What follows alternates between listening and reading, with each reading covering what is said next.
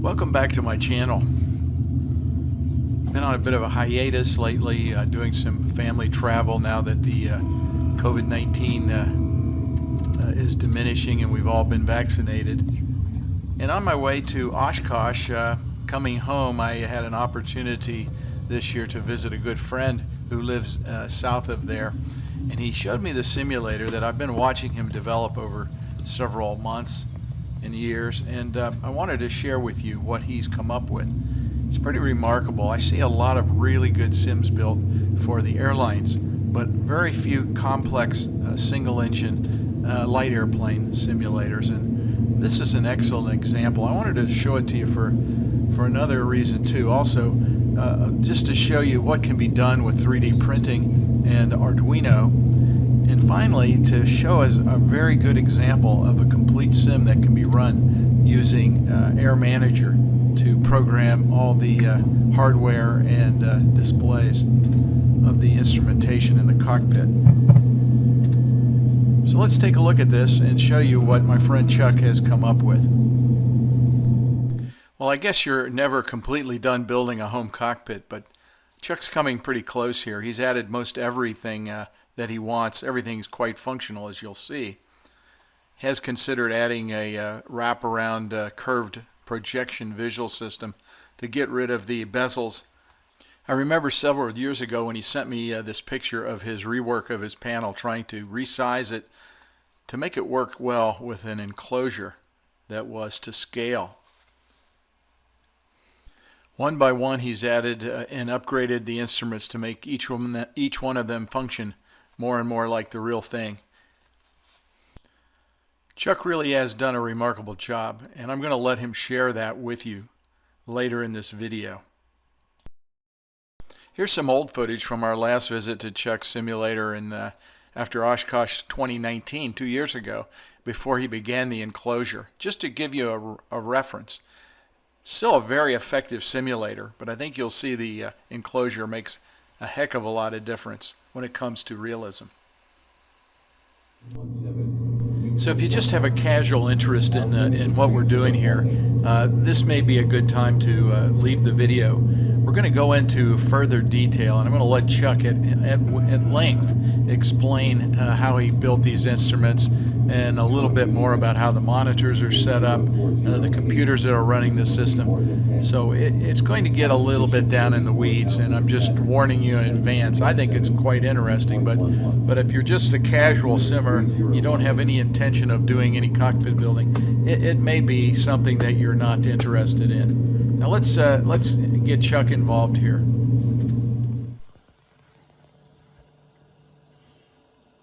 Okay, Chuck, maybe you could start this thing up and just go through your normal procedure and kind of talk through what. Okay, so first of all, we're in a 1999 to 2000 Piper Malibu Mirage, 350 horsepower, Lycoming twin turbocharged aircraft, pressurized aircraft. So this is a pretty complex machine in real life. So what we'll do is we'll go through the startup procedure, which is pretty actually easy to do. First item here is we're going to put our battery master on, confirm that we have fuel, and let the de-ice system went through its boot up procedure there. Next we'll put our mags on, move our mixture to full rich, just crack the throttle a little bit, and we will hit the starter. Plane's running. And we'll put 2 alternators online, confirm that we've got load going through each of those buses and they're equalizing out, which they are.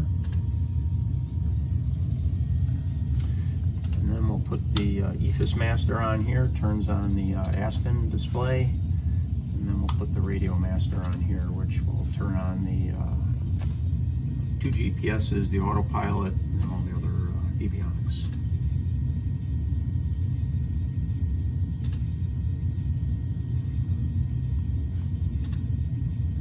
There we go. So I'll do is a cockpit tour here. I'm going to do is turn the sound down so that we can turn the engine sound down so we can hear, and we'll talk about what we're looking at on the panel. So first off, this panel here is actually wood. It's 5mm Baltic birch plywood. It was water jet cut out based on a design I did in SolidWorks. The panel itself was painted with primer and then sanded and then sprayed with automotive quality paint. Then I used a product called Decal Pro or Decal Pro to put the various white labels on here, and these really do turn out nice. There's no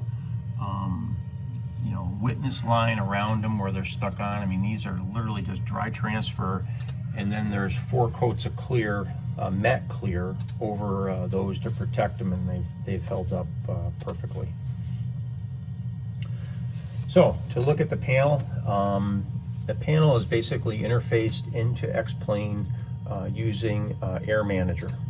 Air Manager is an excellent product. You can interface pretty much any kind of hardware you can come up with into it, so you can make your own controls. I've been able to interface some actual real avionics. I'll get into those in a little while. And it also allows you to make virtual instruments that are displayed on the LCD screen. So if you look at this panel, this region right here is actually a single LCD screen off of the main computer, and I'm displaying virtual instruments on here. And many of these instruments are available in the library of Air Manager for free. Some of these on here are completely custom ones that I program myself using Lua, which is their scripting language. They have an excellent API for it. It's actually very easy to learn and very easy to use. And then some of them are modifications and enhancements to instruments that are in the library. So if we sort of start from the upper left here, this is a JPI 700. There are 2 control buttons on here down at the bottom. This was taken from the library, and then I added a lot of features to it. It pretty much is about 95% correct in terms of what it can do compared to the real one. The buttons that are on here are actually wired into the housing, and then they run through grooves in the back of the panel such that the LCD screen can still sit on top of these, and that's pretty much the case for all these. As we go through, there's a lot of controls on here, so it really gives you the illusion that it's an actual panel and not just a screen with a mask over it. Obviously, airspeed indicator. I think this is pretty much out of the library. I added like a Piper logo to it, so you have this ability, it's just really graphics creativeness to do this, but added like the logo and set the numbers up kind of the way that would be correct for this airplane. It does have the corrected airspeed knob on here, so that's actually an encoder that is running. And again, all the wires are in grooves that are in the back of the panel to allow it to sit up against the screen. We'll skip this one for a minute. How big is that screen? This, I think, is a 23-inch screen, if I remember right. It's actually pretty old. Did you have to remove the bezel? It is completely removed from the housing, right? Okay. So it's basically a metal framed screen, and then the superstructure or support structure behind the panel has slots in it where it just sort of is trapped inside it. Nice. Altimeter, I think this is totally stock out of the library. I have the barometer setting knob on here as well. And what you notice, these are encoders, and most encoders you see have detents, right? So they click as you move it. That's not really correct for instruments like this. These are typically, there's a little gear and a big gear, and it's just spinning a wheel. So to get that feel, I found these detentless encoders. So even though it's an encoder, it moves completely smooth. So it feels more like the real instrument. These are all Elma brand encoders that I found out of California. They're actually made in Switzerland. They are extremely high quality. They're about, I think these single ones here are $8 a piece, so they're quite a bit more expensive than some of the ones you might see online. The double encoders that are used for the GPS that I'll show in a little bit, those are about $30 to $40 a piece, but they are of excellent high quality, and the last thing you want to do is have to get one of these things out of here in case it starts acting up and not working properly. Moving over here, we have the Davtron. I think that is at the 800.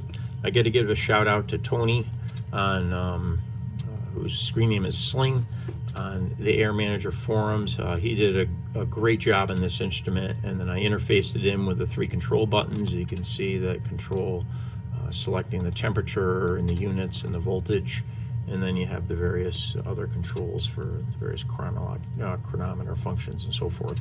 Works exactly like the real thing. Tony, like I said, did an awesome job programming this. Electronic backup attitude indicator. I think that definitely is directly out of the library. OBS number 2 over here, you can see works very smoothly. Again, detentless encoder, just like the get the feel of the real thing. Radar altimeter, which would be standard on this plane. You can see I can set the heading bug with the knob here as well, and again, runs very smoothly. You don't have the detents. This instrument here is the pressure gauge, or cabin pressure gauge for the Malibu. So it gives you the PSI delta, the cabin altitude, and also the altitude rate change. That is completely custom, as that does not exist in the library. It's controlled by this controller down here, and when we get to the actual hardware instruments, we'll talk about that. All the engine instruments are custom programmed. I did all the graphics for these and all the programming. Programming is really not that hard. The graphics were a fair amount of work, but they all work exactly as the real thing. So that, everything there, and we'll talk about the Aspen here in a second, but all this is enclosed on one LCD screen. The Aspen gauge itself is a purchasable gauge, is in the store for Air Manager.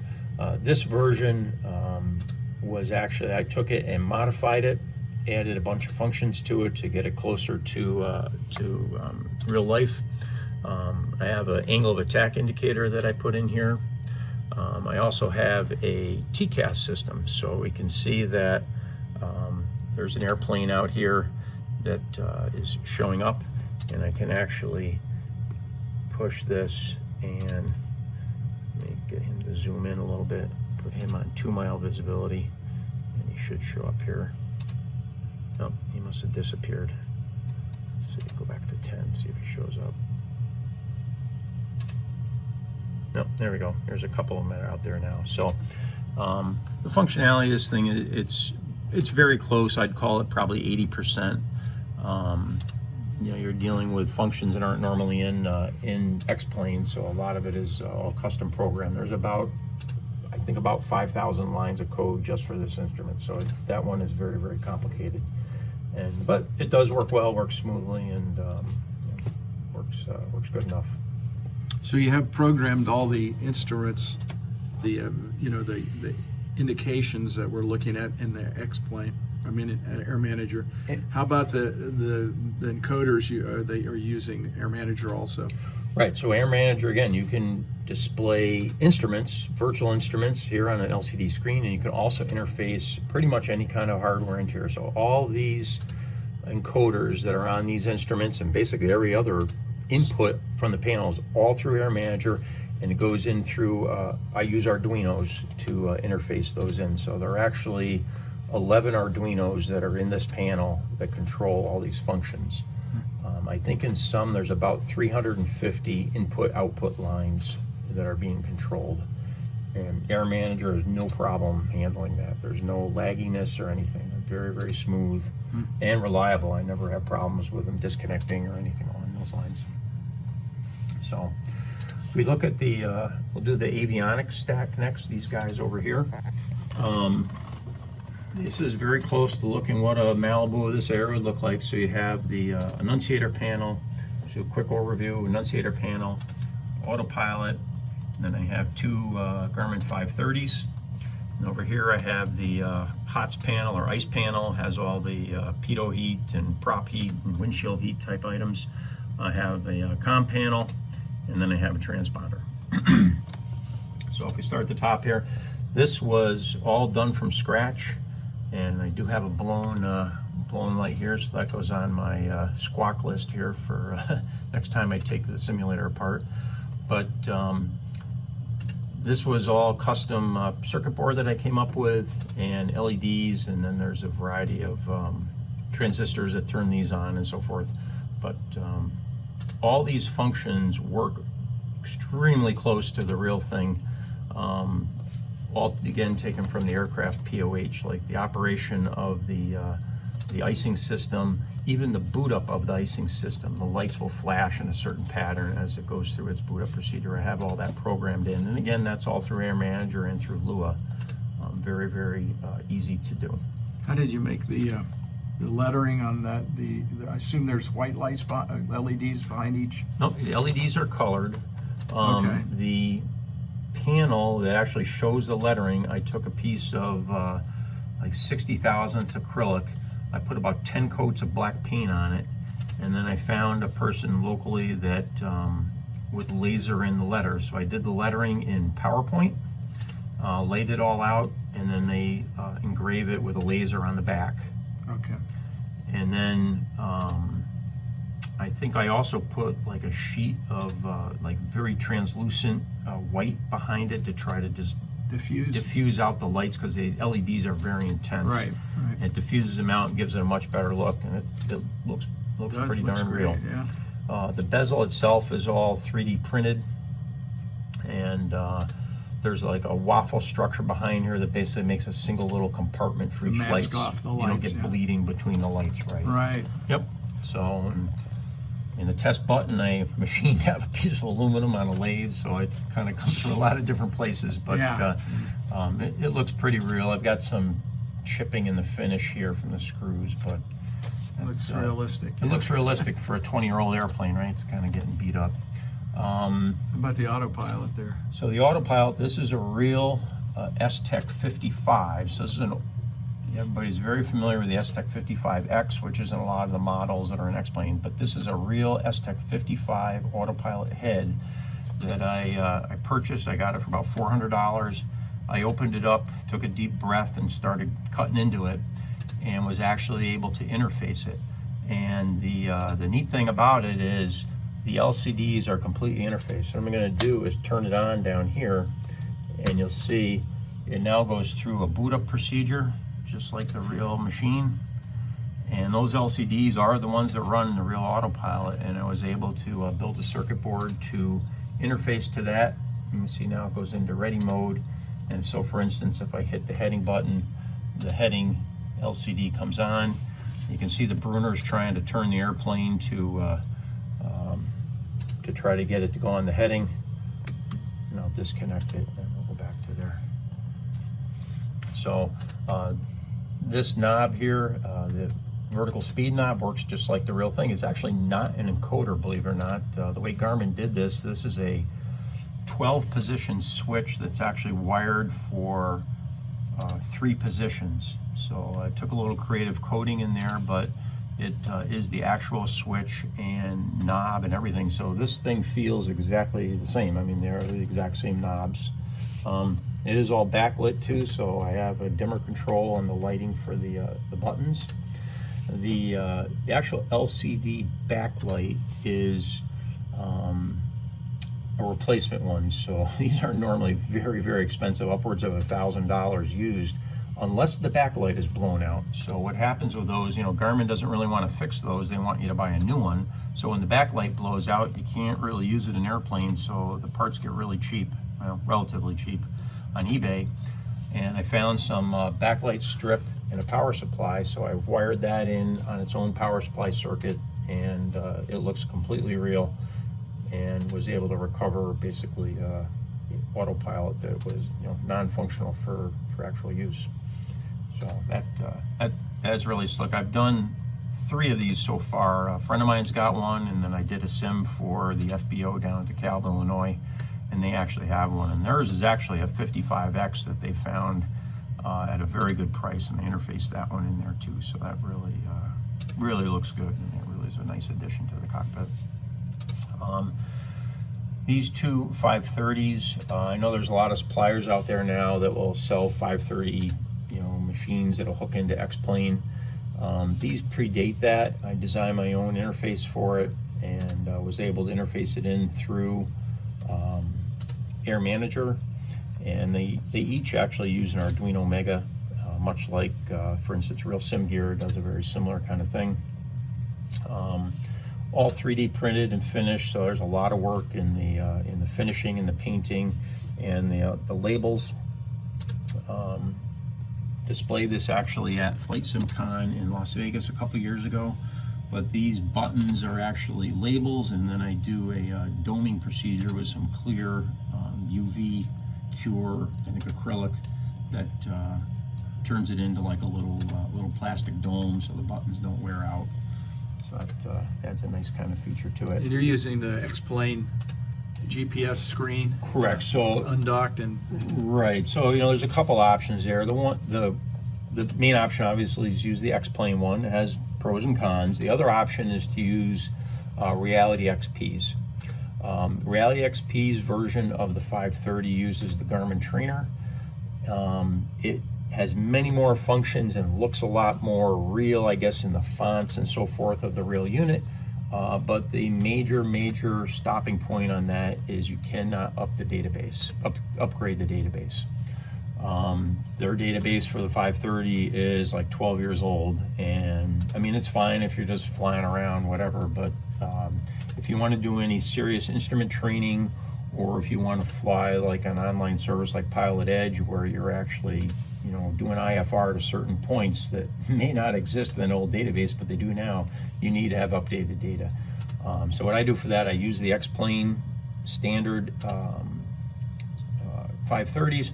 However, I do subscribe to Navigraph to keep these up to date. So you can see here, we're obviously inside controlled airspace right now, but I do not have that nav out of date warning that comes up when you first use these. So Navigraph is awesome. I think it's like $30 a year, but you get the cycles, like 10 times a year, and it keeps all the data up to date. So that's why I use the standard one. One little trick I did, which is kind of cool, and this sort of shows you what Air Manager can do. If I hit the mic button here, let me make sure I'm on COM 1. And I don't think that's not going to work. We'll have to edit. Connected to Pilot Edge. Oh. Disconnected. Okay. Don't know why that's not working.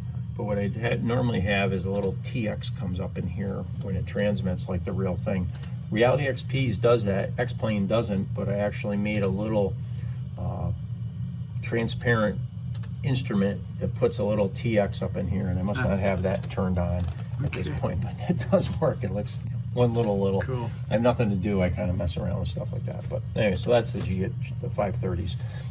These are Elma double encoders. These are they're like $30 a piece. You have 4 of them here, so there's a little bit of money tied up in there, but the feel of these is excellent.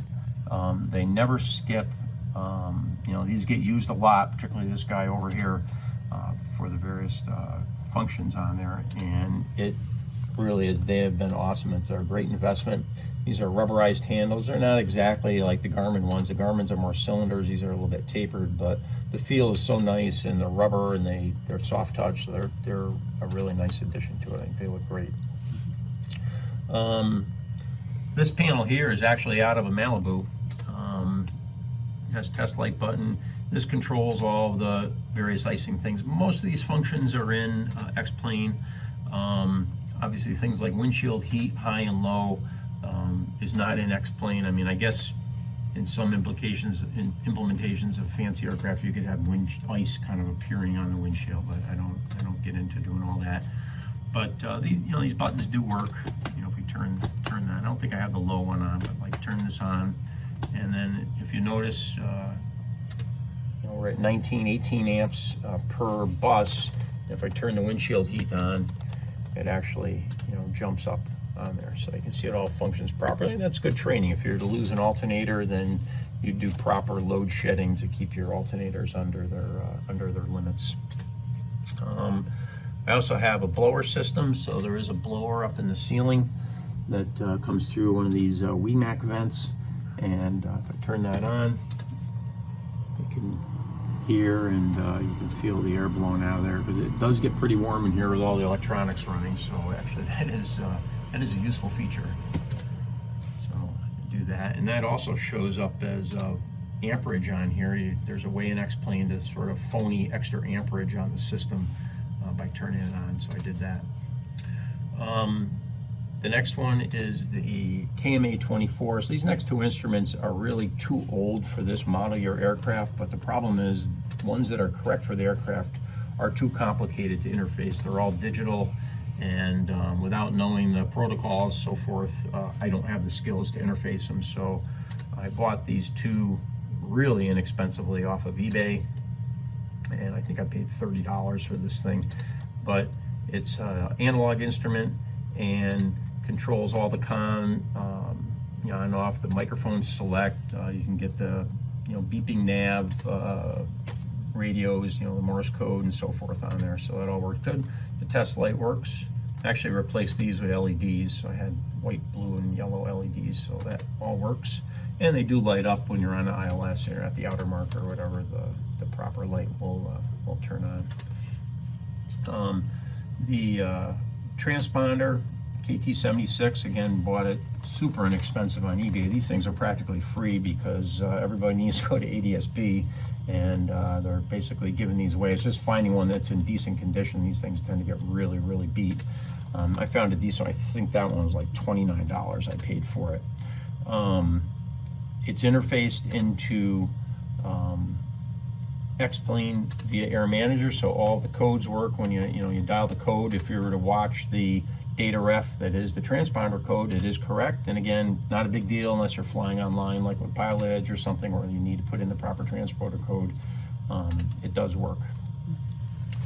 And one neat little feature I did in that is that to refuel the aircraft, instead of getting out of the cockpit and sort of ruining the whole experience, I programmed in a refueling function in here. So let's take a look at the fuel. We've got about 15 gallons in the right tank and 22 or so in the left tank. So now to refuel the plane or add fuel to the plane, what I do is I turn the transponder off, and then I'm going to add, let's see, we'll add 20 gallons to that tank, and let's add 25 to the right tank. Okay, so I dial in 2025, and then you push and hold the ident button. This starts flashing rapidly. Let it go, and now I'll push it again, and now you can see I've added fuel to both the tanks.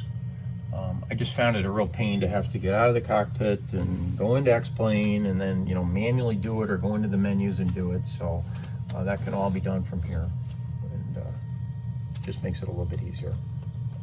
So I'll put this back on 1200 and put it back here. So. And then the reply light starts going. Okay, so now we can talk about all the hardware that's down here and various other switches. Basically, interfacing into Air Manager, it is either a potentiometer, a switch, or a button, or an encoder. And they have API functions in their code to do it, and it makes it very, very easy. So down here I do have some dimmer functionality, so I can actually dim my, I've got to use the right one on this one.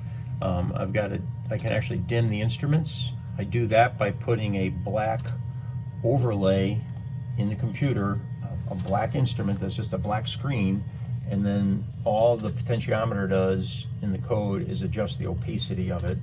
And when it's turned all the way up, the opacity is 0, or opacity is 0.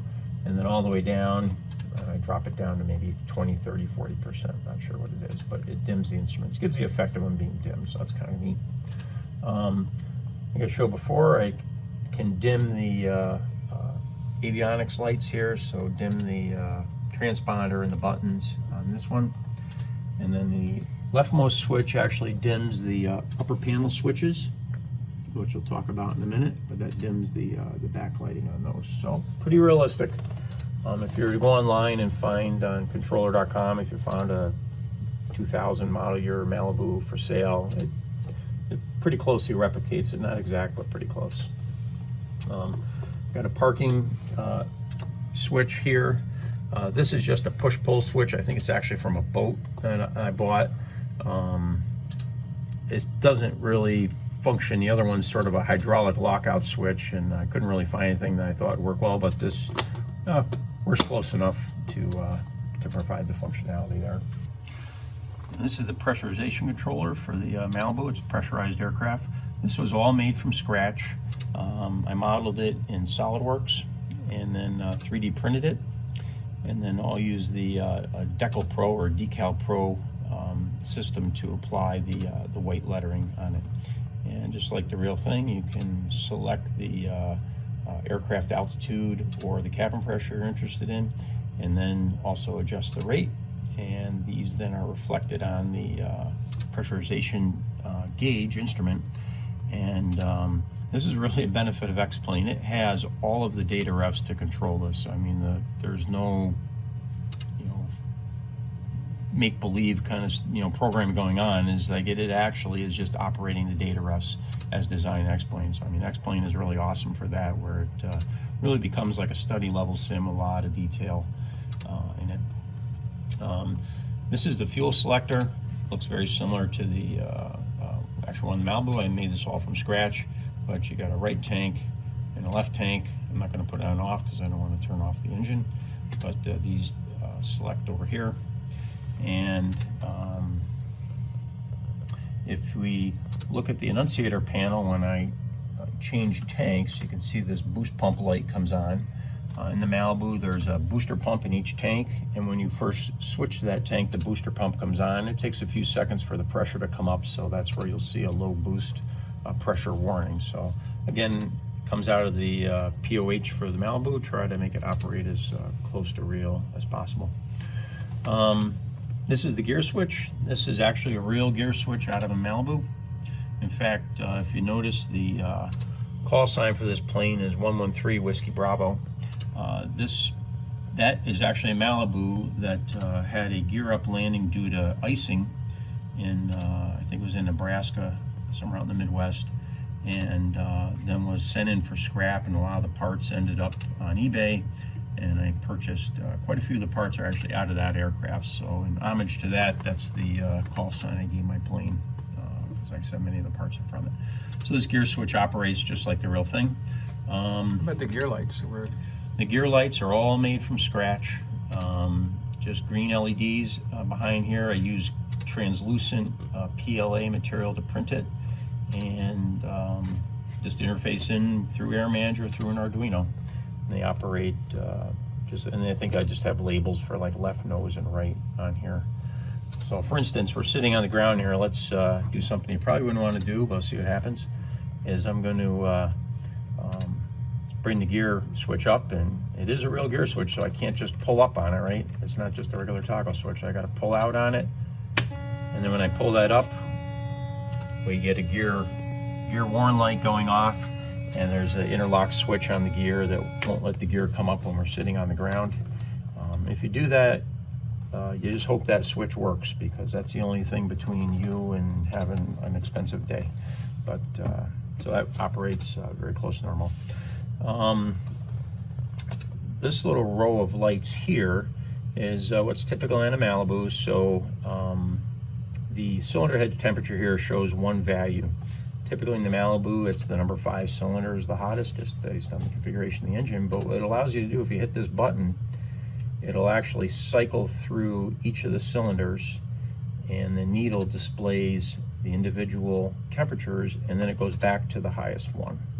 So all of that coding is all customized within Air Manager, and can make the behavior very, very similar to real life. Now, one area I had to do that is not really correct for the plane. In the normal plane, there's another gauge up here, which is basically the digital version of these, and it keeps track of exceedances and various other functions of the engine. I don't have that gauge there, so I put this extra switch in here that basically mimics it to some level. And these are virtual gauges. I can turn over to here, I can have a digital display of the manifold pressure, the turbine temperature, cylinder head cooling, RPM, fuel flow, and so forth. I go back to here, then I go over the other side, and it gives me digital representation of the fuel remaining, the endurance, the amount of fuel used since the last reset, and actually a G meter I put in there too. Obviously that can be whatever you want, but tried to get as much functionality as I can, and I put it back in the middle. So that's probably the thing that is least like the real plane, but you know, there are limitations.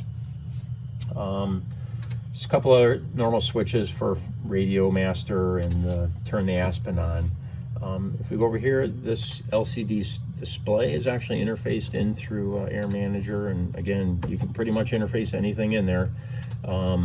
This shows the current bus voltage and then the power coming off each of the alternators. So these I got through SparkFun, and they actually run on what's called the I2C serial protocol, and that can be interfaced in through Air Manager as well. This is the flap gauge and the flap controller. This gauge was completely designed from scratch in SolidWorks. It runs on one of the little 9-gram servos, I believe it is. And you can see if we put the flaps down that the little needle moves just like the real thing. And we go all the way down to 36 and then all the way back up. So that operates. What was the source for the flap handle? So the flap handle is a funny story. The actual handle here is from, I believe it's from 113 Whiskey Bravo. I bought that on eBay. The actual lever and the detents that are associated with it, believe it or not, is a throttle lever off of a snowblower. So the funny story is the engine on my 1978 Ariens kind of died. It had been used a lot, and I got a new engine for it that just has no throttle. It just runs wide open at all times. So I was taking the old things apart, and I saw that throttle handle on there, and this was probably 2 years before I built the sim. Like, you know, I'm not going to throw this out. I could probably use this for something, and lo and behold, it works out perfect. It has 4 settings for throttle, and also the Malibu has 4 settings for flaps, so it works out perfect, and it has detents on it. I think the real one is kind of like there's latches, and you pull it over and it drops onto a latch, but it's close enough for my purposes, and didn't end up in the garbage, so worked out pretty well. And then over here I have a Airtex ELT. I found this, it's brand new, it's a real aircraft part.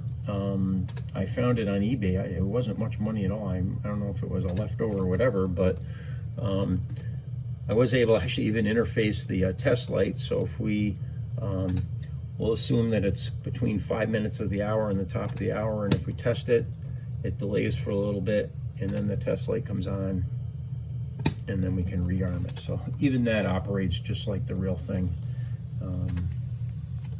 Again, in through Air Manager is super easy to do. Got a couple of pots over here. There is a set of LED lights underneath the glare shield, so this controls the brightness of those. And then I also have the master volume switch. So again, if you have a need, somebody's trying to talk to you or whatever, you can turn down the volume. I have, for the sound system, I have just 2, they're just PC speakers. They're not even really audio speakers. PC speakers and a subwoofer, and it's plenty loud. Can be heard upstairs quite easily. About the hobs meter. So the hobs meter is a real hobs meter. It's actually interfaced in through a relay, because it is a 12-volt meter, not 5 volts. So it's interfaced in through a relay, and I have a program that it only runs per the POH. It only runs when the oil pressure in the engine is greater than 3 psi. So I think we're probably well over 1,000 hours now. Let's see, it's reading what, 1,060 hours. So that's getting close to after being torn down, I guess. That's how real it is, right? Let's go up top here and we'll look at some of the switches up here. I do have a dome light in here, so I think this comes out of a boat, but it's dome light. It's actually a dual color light, which I'll explain in a minute, but little dome light. These 2 panels were the biggest score I got on eBay. If you've ever looked at hardware out on eBay, aircraft switches, each of these switches are typically $60. I got all these switches, which I think it's 14 switches, and the bezels, and the crash bars, and everything else on there, I think it was $300. So that was a great deal. These are actually out of a Malibu, correct vintage. I saw them on eBay. I was on them instantly. And a few of the bulbs were blown out. I found a source for those, put them all in, but everything works per normal. The mag switches are even worn out, just like the real thing. Well, they are the real thing, so it's very, very realistic. All of these are addressable, obviously, through Air Manager. Some of the functionality may or may not apply. For instance, like this daylight annunciator. If I switch this to night, you can see now that the, and I'll turn off our backlight here. You can see that the panel is now red, so it gives you the, turn up the lights a little bit, you can see that the panel's red, so it gives you the night coloring. And then also the dome light is now red when you're in night mode. And then if I were to switch back to day mode, everything turns back to white. So that was the functionality I programmed for that. It actually works out pretty well. This guy's actually a reset for the engine management system, and that would be the gauge that I don't have. But if, for instance, we bring this screen up and then I hit this button, you can see that the resets the amount of fuel used, and will reset the range and various other functions there, and like it resets the G meter. So again, not quite right, but you know, add some more buttons to push, I guess. And then the cabin dump switch, there is a data ref for that in Air Manager. So if you were to hit this during flight, you'd lose all pressure, and lights would start coming on, and you have to go into a emergency descent to get back down to a safe altitude. About the whiskey compass. So the whiskey compass has been a challenge. So this is a real whiskey compass, the air pack, I think it is. The bezel here is real. I had it all sanded and repainted. I made the little label for it. Put the light on here for us so you can see a little better. I made the label for it. This, however, is not working. So I have not figured out a really good way to interface it.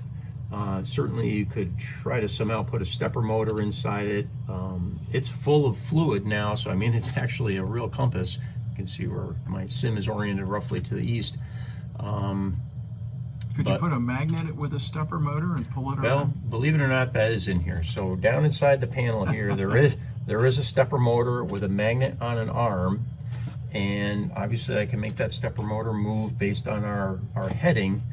However, it doesn't work quite good enough to be used. I did all kinds of math correlations and plots and everything and tried to code it, and it works, but not perfectly. So that's kind of on the perpetual to-do list at this point. So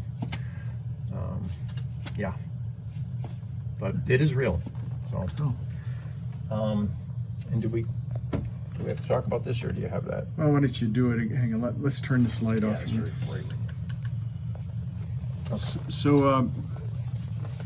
So could you talk just basically about the flight controls here? I notice you have a pretty realistic yoke and Yep. throttle, and So- the rudder pedals also. Right, so these are both Brunner products. This is the Brunner yoke, and then the Brunner pedals. They provide force feedback, very, very realistic. They're used in commercial grade sims. The yoke has been highly modified. Comes with a plastic Beechcraft kind of looking handle, and is not very realistic. So again, I took a deep breath, opened it up, and modified it to accept this control yoke, again, that I bought off eBay, and this control tube. And this pipe is actually out of a 1956 Piper. My friend had restored and put some different control yokes in it, and he had these pipes left over, and he gave me one. So, and believe it or not, it still fits the yoke. So this is, 70 years old, and the yoke is probably 15 years old, but they still fit together. That's kind of like Piper. They don't really change too much, and works quite well. All the buttons on the yoke work just like in real life. We've got power trim, AP disconnect, control wheel steer, the mic button, ident button, and then I actually activate the spoilers through here. And then I do have one more button here that I call the CI button. That stands for cockpit intrusion. And you can imagine that if you're down here flying for a while, somebody's going to come down and yell at you to go do something somewhere. So if you hit this, it actually pauses the sim. Not labeled, but so it's kind of like the secret button, so it's the cockpit intrusion button. As far as the throttle quadrant goes, this is pretty much exactly what they look like. Everything is real parts on here. These throttles are actually out of 113 Whiskey Bravo, I believe. They include the friction lever, operate and feel just like the real thing. Both trim wheels are present and the indicators, so these guys are tied in through potentiometers and trim the nose left and right here with the rudder trim. And the elevator trim is actually powered, so I can trim the plane like this, and you can see the indicator moving, and I'm actually adjusting the trim in X-Plane. Or I can also use the trim switches and operate it this way with electric trim. And additionally, if you have the autopilot on, the autopilot will manipulate this, so while you're flying with the autopilot, it'll dither around as it maintains altitude. So pretty much works exactly like it is. And you just have potentiometers running off all the levers? These are, yes, linear potentiometers, right? Okay. So they are actually down in the bottom. There are 3 long potentiometers, so there's control rods that go down there and they just slide up and down. Yep. Great. And these are rotary potentiometers with a gear reduction. I think it's a 10-turn pot, and there's a gear set on it. And then they also have the stepper motor with the belt driving it. This one is always manual. There's no power or rubber trim, so that one's just all manual.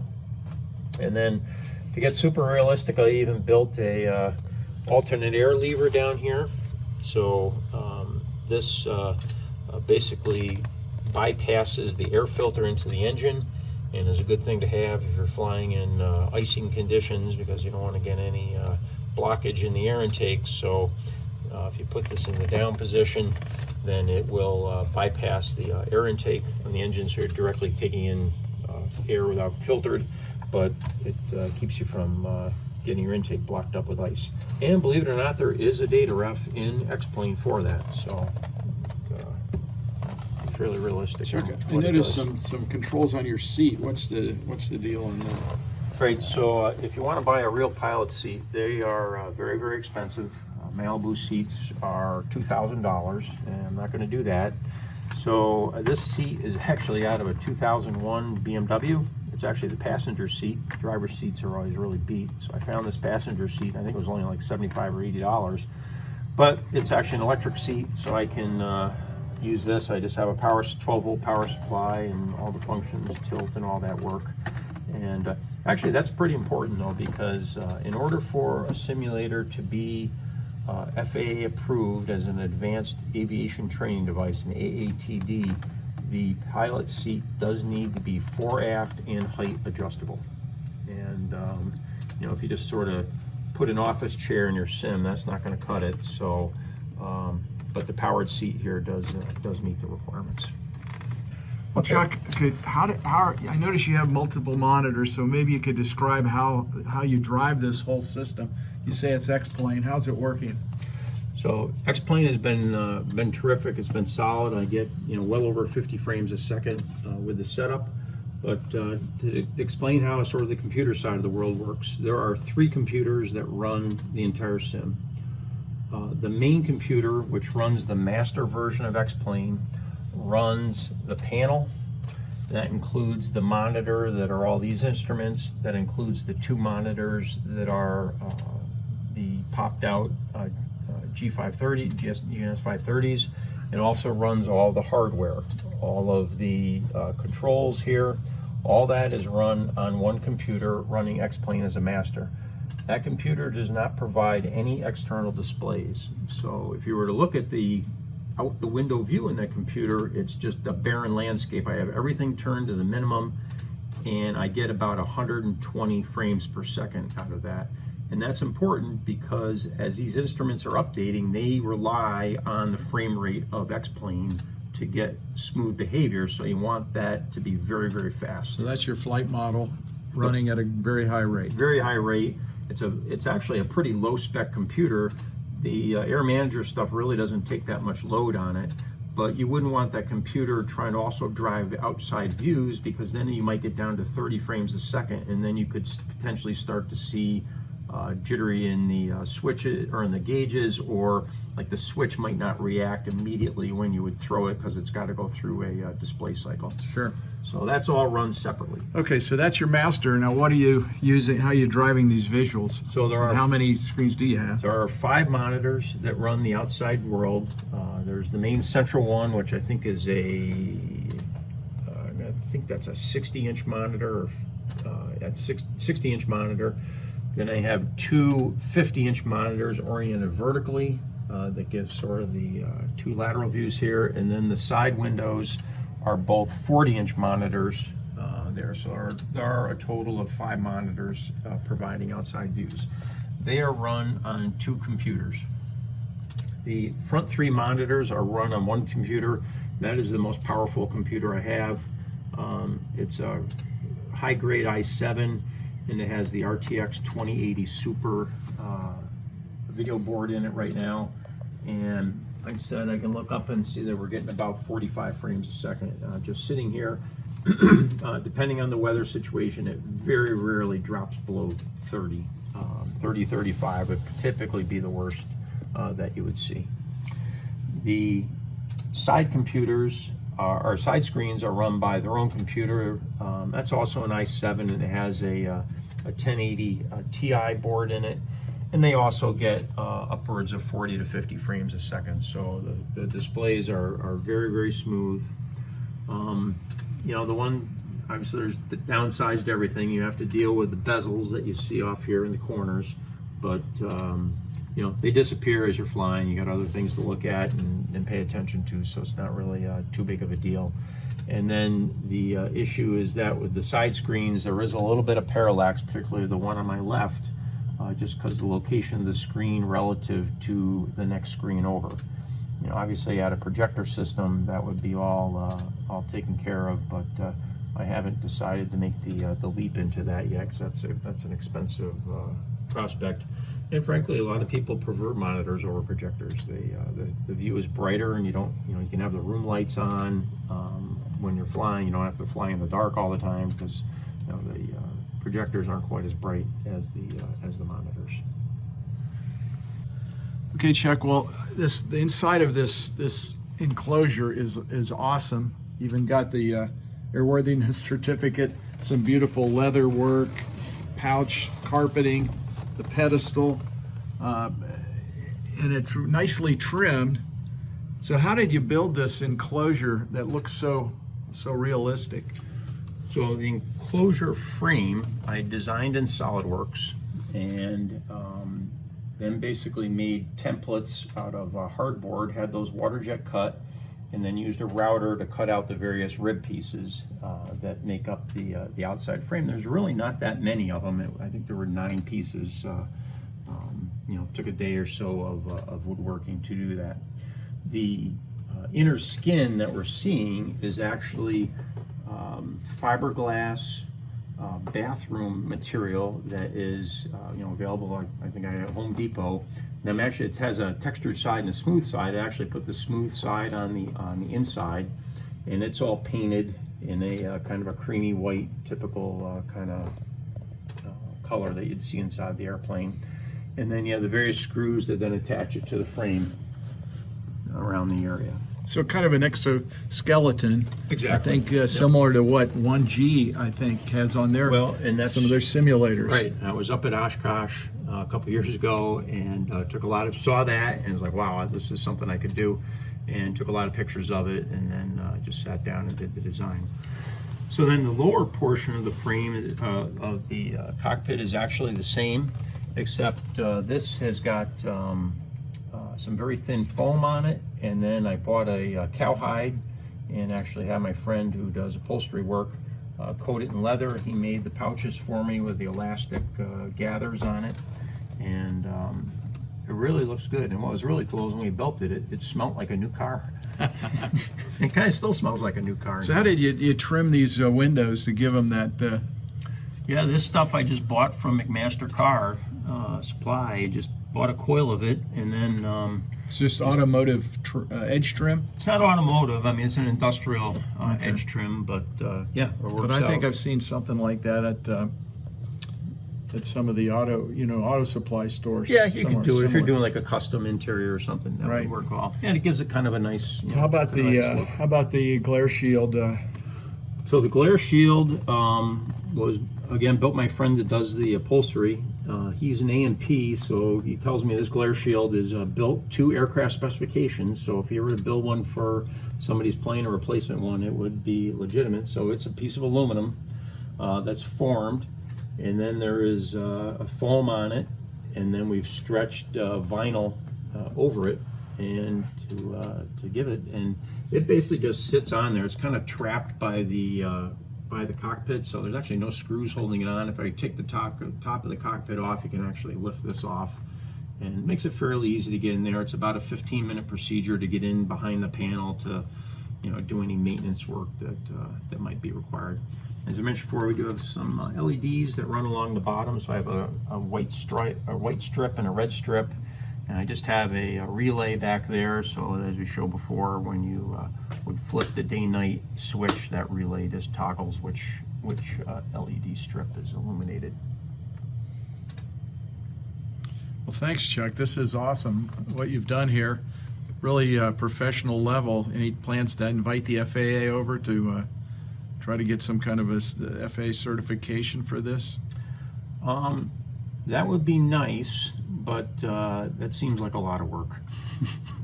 There's Yeah. a lot of paperwork to do with it, and Yeah, and unless you're going to use it for actual pilot training, I didn't mention ask you initially, but I already knew that you're not you're not a certified pilot at this point. Nope. So you're not using it for training. It's I more don't of want a to be pilot. engineering challenge, and I love flying.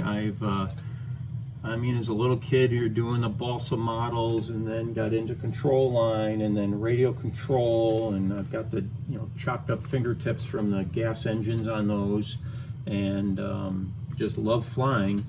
Unfortunately, that's just not in the cards. That'd be something that my family would be comfortable with me doing, which is fine.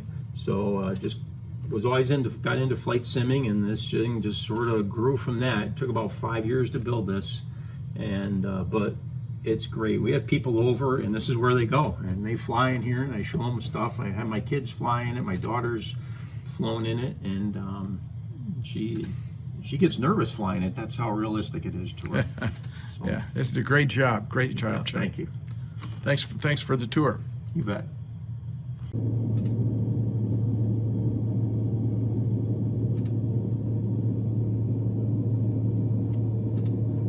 Well, there you have it. Thanks for sticking around. If you stayed for the whole video, I apologize that it's so long, but Chuck did such an amazing job. I really wanted to highlight everything he did, and it's full of some great ideas. Obviously, many of us don't have the skills that Chuck has. He's such a well-rounded engineer, an engineer by profession. I should have told you that up front. But he's certainly gotten me interested in 3D printing and Arduino and other things like that, and inspired me to make my simming more complicated and more realistic. I have to say I'm impressed that hobbyists can make professional level simulation with the tools that are out there. Certainly impressed by Air Manager, kind of the Swiss Army knife for sim builders, enabling you to do hardware and also LCD instrument presentations, and really limited by how much you want to get involved to build your simulator. If you've watched my channel, you know I'm a big believer in touchscreens and the Knobster and ways to make a flexible sim, but I gotta say that flying the sim that Chuck built is really a thrill and extremely realistic, and definitely if you have one type airplane that you're going to be flying and training in a lot, definitely the way to go. Plus just the enjoyment of creating something so beautiful. If you like my videos, feel free to subscribe, give me a like, and share with your friends. I love your comments. If you have comments for Chuck, I'm not going to share his email address at this point without asking his permission, but I will be happy to relay any comments or questions that you might have his way, and he can make contact with you. Once again, thanks for watching. Appreciate you taking the time to watch this rather long video. I hope it was of some value to you, and I hope to see you again soon on the next one. Thanks.